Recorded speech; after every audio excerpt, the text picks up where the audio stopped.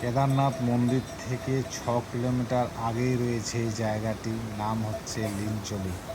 দেখুন ভক্তবৃন্দ, ঘোড়া খচ্চরের কত বড় লাইন। কারণ বর্ষার পর সেপ্টেম্বর মাসে বিভিন্ন জায়গাতে ঝর্ণার কারণে রাস্তা ভেঙে যাওয়ার পর এরকমই লাইন মাঝে মাঝে হয়ে থাকে। যদিও ভক্তবৃন্দের সংখ্যা কম, তথাপি রাস্তার দুই পাশে দেখুন অনেক জায়গায় স্টল থাকে, যেখানে চা, ম্যাগি, কফি, বিস্কুট থেকে আরম্ভ করে শুকনো খাবার আপনি পেয়ে যাবেন।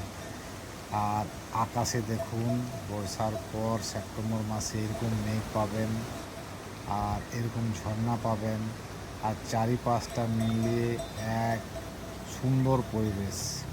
আপনারা সেপ্টেম্বর মাসে কেদারনাথ যাত্রা করতে পারেন, এইরকম সুন্দর আবহাওয়া কিন্তু আপনি পাবেন।